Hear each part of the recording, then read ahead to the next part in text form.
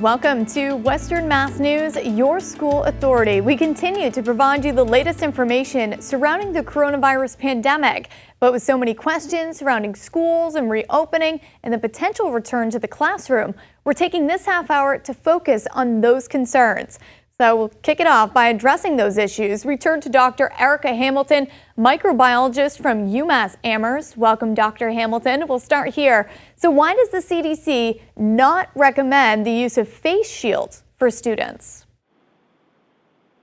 This is because face shields in place of masks have not been shown to be as effective for slowing or stopping the spread of coronavirus.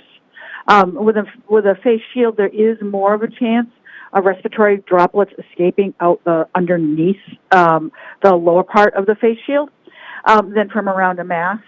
Now, we do know that wearing a mask and social distancing slows or stops the transmission of coronavirus. We've seen it because it's in practice and it's working, and there is data to support this. Unfortunately, we don't have any good data supporting the idea that a face shield works as good as a face mask. So because of that, they are not recommended to be used in place of a mask. Very important. All right, should schools keep water fountains off during the pandemic?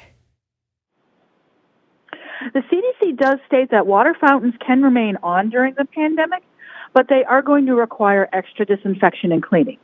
Now, luckily, COVID is not transmitted in water at all, so that no one's going to get it from it being in water. However, COVID could end up on the water fountain itself and re-spread that way. So some things to think about. Anyone who's using a water fountain should push the button while either wearing a glove or a tissue or something so that their skin is not directly in contact with the button on the water fountain. If this isn't feasible, then the child or the adult should be using hand sanitizer immediately afterwards.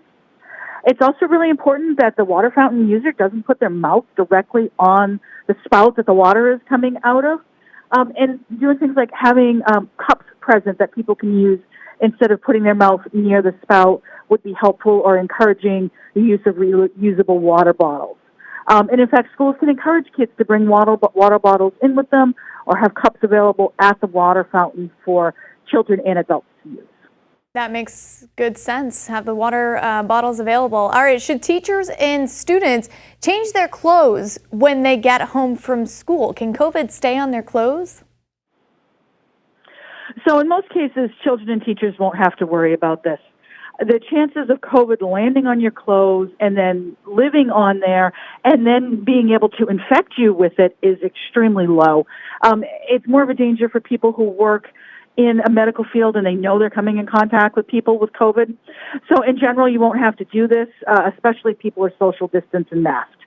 However, if, say you're a teacher in school and you have a kid come down with a fever in the middle of the day, and that happens, we all know that happens, and the child has to go home from school, then yeah, maybe on that day you can take the time to go home, change, throw those clothes in the washer, and give them to wash them. In general, the clothes aren't the issue. It is hands especially that should be washed. So all children and all school teachers, when they get home, first thing everyone should do is thoroughly wash their hands.